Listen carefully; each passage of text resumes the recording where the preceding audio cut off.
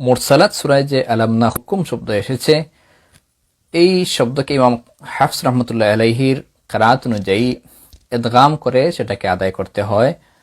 ইদগামে কামিল অথবা ইদগামে নাকিস, এই দুই পদ্ধতিতে আদায় করতে হয়।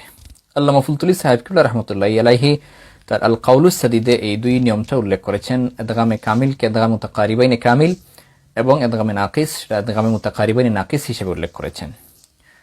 আল কাউলুস সাদিদে আমরা এই আলাম নাখলুকুম তেলাওয়াতের নিয়ম দুইভাবে পড়েছি। প্রথম নিয়মটা হলো ইদগাম মুতাকারিবাইনে কামিল। এই নিয়মটা হলো সম্পূর্ণ ইদগাম করা, অর্থাৎ আলাম নাখলুকুম শব্দে যে প্রথম কাফ এসেছে এই কাফটাকে দ্বিতীয় কাফে সম্পূর্ণভাবে ইদগাম করা। তো আপনি যদি প্রথম কাফটাকে সম্পূর্ণরূপে দ্বিতীয় কাফে ইদগাম করেন তাহলে প্রথম কাফের উচ্চারণটা আসবে না, বরং সরাসরি আলাম নাখলুকুম এই লামটা সরাসরি দ্বিতীয় কাফের সাথে যুক্ত হবে। আলাম নাখলুকুম সরাসরি লাম দ্বিতীয় কাফের সাথে গিয়ে যুক্ত হবে, এখানে প্রথম কাফটা উচ্চারিত হবে না। আলাম নাখলুকুম আলাম নাখলুকুম মিন মাইম মাহিন।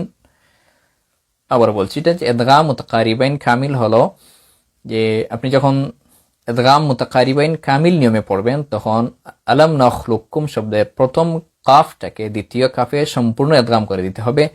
তো সম্পূর্ণ ইদগাম করলে আপনি প্রথম কাফটা আর উচ্চারিত হবে না, বরং সরাসরি লামটা সরাসরি পরবর্তী কাফের সাথে গিয়ে যুক্ত হবে, তখন উচ্চারণ হবে লুকুম। দ্বিতীয় নিয়মটা হলো ইদগাম মুতাকারিবাইন নাকিস।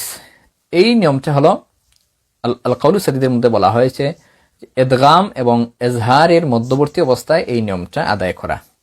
তো ইদগাম কিভাবে হয়, আমরা যে প্রথম নিয়ম পড়েছি এটা হচ্ছে ইদগাম, সম্পূর্ণ ইদগাম, অর্থাৎ প্রথম কাফটাকে দ্বিতীয় কাফের সাথে সম্পূর্ণ ইদগাম করা, তখন লামটা সরাসরি কাফের সাথে গিয়ে যুক্ত হবে লুকুম।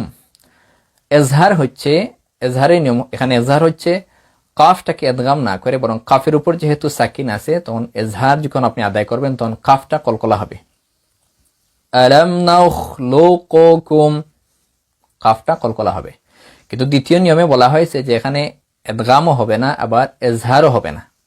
তার মানে আপনি সরাসরি প্রথম যে নিয়মটা আছে এই নিয়মটাও আপনি সরাসরি এখানে প্রয়োগ করতে পারবেন না, আবার ইজহার করেও সেখানে উচ্চারণ করতে পারবেন না, বরং ইজহার এবং ইদগামের মধ্যবর্তী অবস্থায় সেটা তেলাওয়াত করতে হবে। তো এইটার পদ্ধতি হলো আপনি কাফকে সম্পূর্ণ কাফের সাথে ইদগাম না করে বরং লাম আপনি কাফের সাথে যুক্ত করবেন। আলাম নাখলুকুম বলার সময় প্রথম আপনি কাফের মাখরাজে যাবেন, প্রথম কাফের মাখরাজে যাবেন, কিন্তু সেটা কলকলা হবে না। আলাম নাখলুক বলার পর কাফের মাখরাজে যাবে, কিন্তু সেটা উচ্চারণ হবে না, কলকলা হবে না। লোক বলে কাফের মাখরাজে যাবে, তারপর কুম যেভাবে আছে সেইভাবে। আলাম নাখলুকুম লুকুম লোক বলার পর কাফের মাখরাজে যাবে, তারপর কুম। এটা হচ্ছে ইদগাম মুতাকারিবাইন নাকিস। তো অনেকে এখানে এবার নাকিস বলতে লোক ও কুম এভাবে কিছুটা কলকলা করেন, এইটা কলকলা এখানে হবে না। কলকলা না করেই বরং আপনি লোক কুম কাফটা সরাসরি লামটা সরাসরি কাফের মাখরাজে গিয়ে ধরবে, তারপর পরের যে কাফটা আছে সেটা উচ্চারিত হবে। তো ইদগাম মুতাকারিবাইন কামিল হলো আলাম নাখলুকুম মিন মাইম মাহিন। নাকিসটা হলো আলাম নাখলুকুম মিন মাইম মাহিন।